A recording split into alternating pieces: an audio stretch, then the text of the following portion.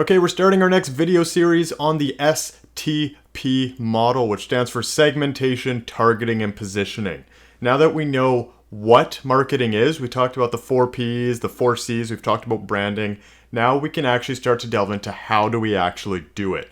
And one of the first steps of marketing is trying to figure out who we need to market to. So that's what this STP model tries to answer. Who should we market to? And the first step of that is segmentation.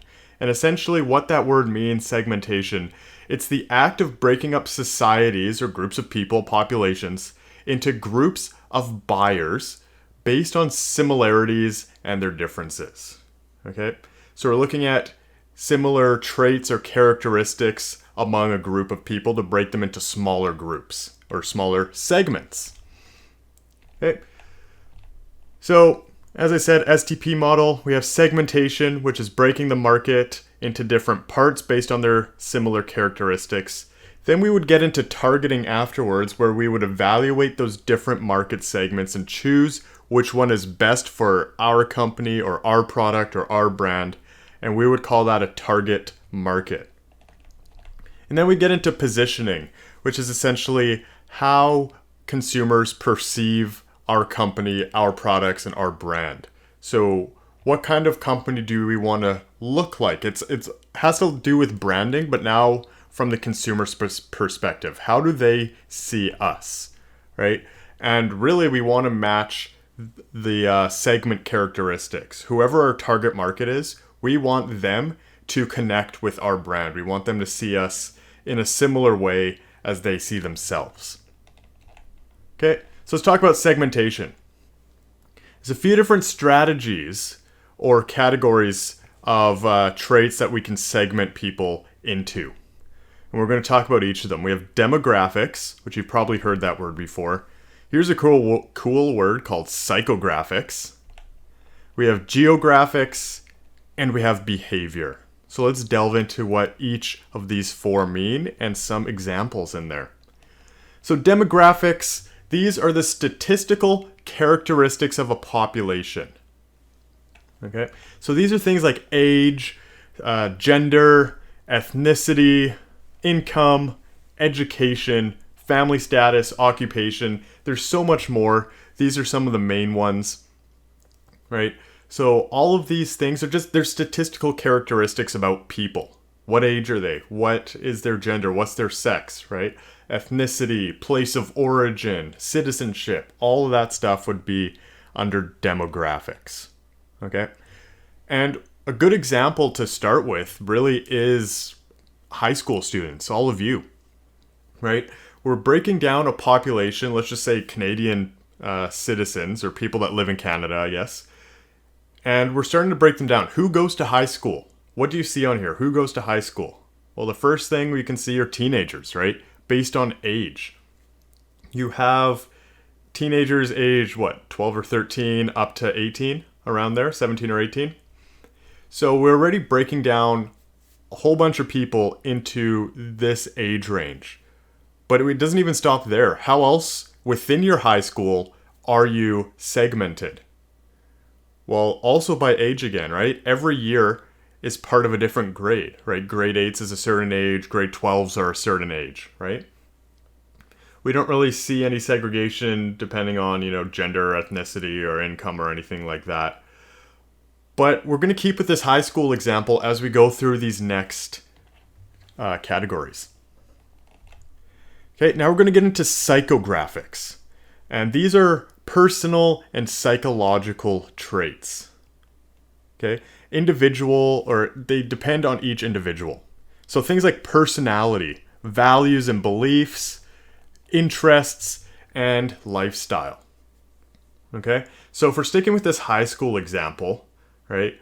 We know you are teenagers, we know you're in a specific grade depending on what age you are, but why are you in this class? Why are you in marketing right now? Well, it could be an interest thing. Maybe you're more interested in marketing than you are in law or psychology or maybe some of the more academic stuff like the physics and the chemistry and all that, right? So maybe it's an interest thing. Maybe it could be a personality thing. Maybe you have specific strengths that you think would make marketing a good fit for you, right? Maybe you like public speaking a bit more, so you can do some more marketing as opposed to something more academic like physics, where math just, you don't click with that, right? So all of these are individual to each person. They're more of those psychological traits now. Okay, so we can break apart a population depending on lifestyle, depending on interests. And we do that in high schools with our elective classes, right? The classes you get to choose. Then we get into geographics, which are location-based characteristics. So we have some easy ones like what country you live in, what city you live in, what community you live in, right? But then we can also break it down a little bit further into, okay, is that city or community, is that urban or is it suburban or is it rural, right? You can see that in Langley. There's different, you could say you live in Langley, but depending on which community you're in, it could still vary quite a bit. There's more rural parts of Langley, there's more urban parts of Langley, right? But it's not even just about cities and communities and things like that. It's also about climate, right? What's the climate like in your location, right? If we just talk about surfers for a second, you're not going to find a lot of surfers in very cold parts of the world, right? You're going to find them in the warmer parts of the world. Same thing with skiers and snowboarders, right? It's going to be the opposite. They need snow, right? So that's why you'll see a lot of, Australians, they'll stay in Australia for their winter, but then they'll fly up here and work on the mountains for our winter just because they love skiing and snowboarding so much. Okay? So if we go back to our high school example, usually around here in traditional high schools, how do you get placed into a high school? Well, it's by your location. You call them catchments, right?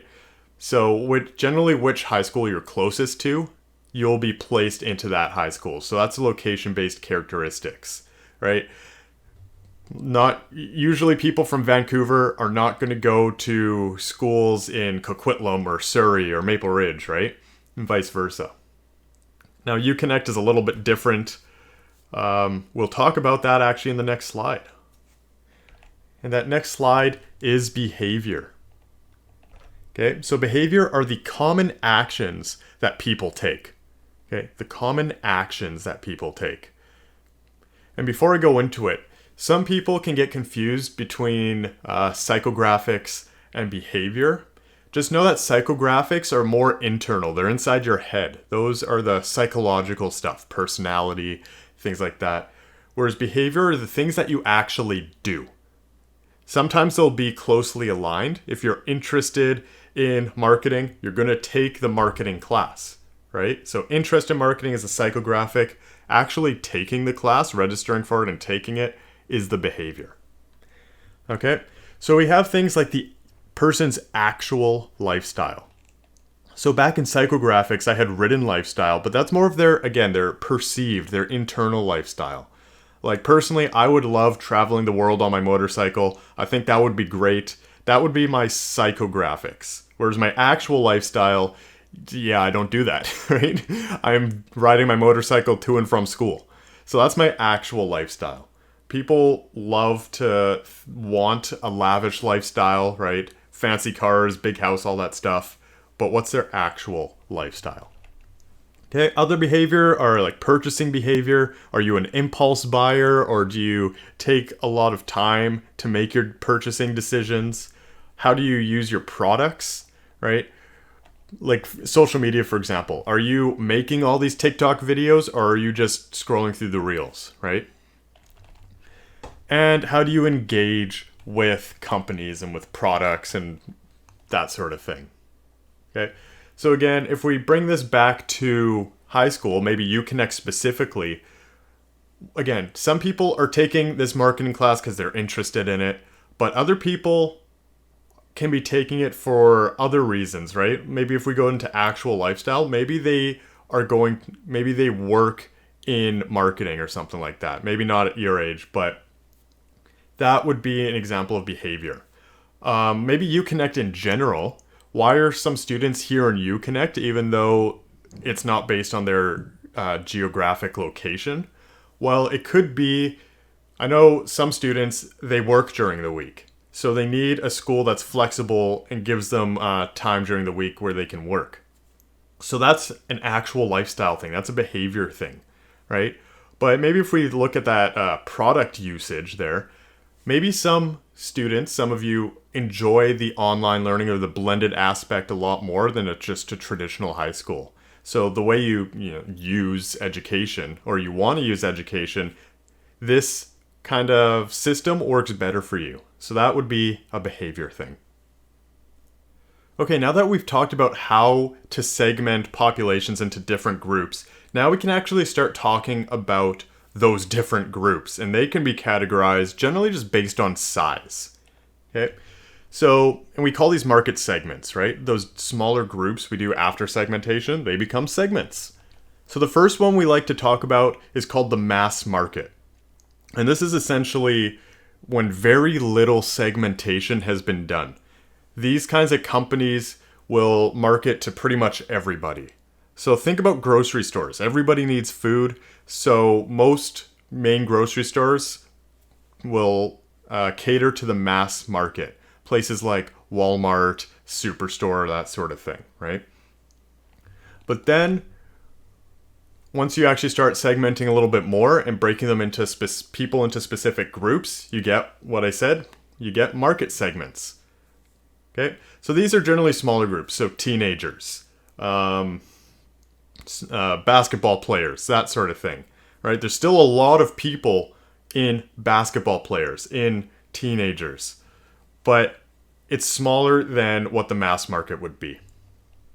Okay, then we get into what we call niche markets. Now these are specific groups, right? So now if you start talking about teenage basketball players or teenagers that play basketball as part of their like school sports team, right? Those would be niche markets that you would want to target. So if we go back to that grocery store example, now it's not Walmart and Superstore anymore. Now it's some of these smaller, more organic grocery stores that are popping up, right?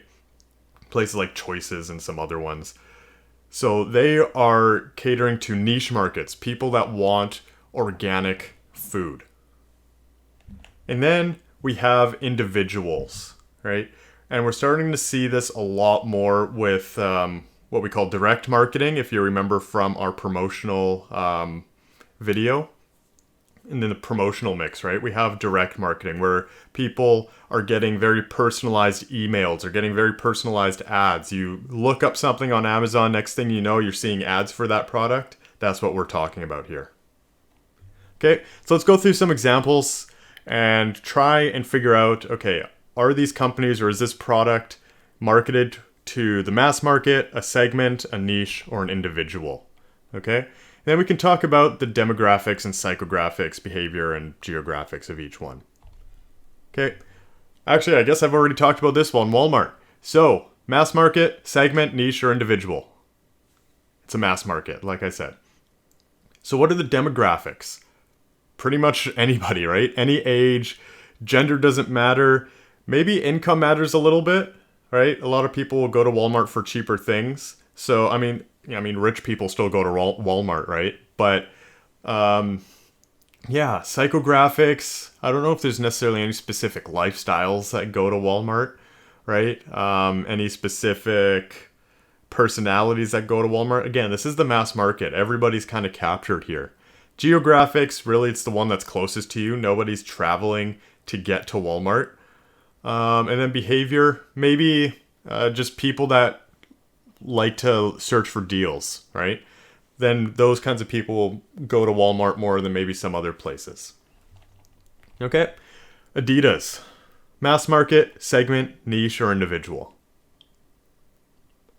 I would argue it would be a segment, right? Active lifestyle.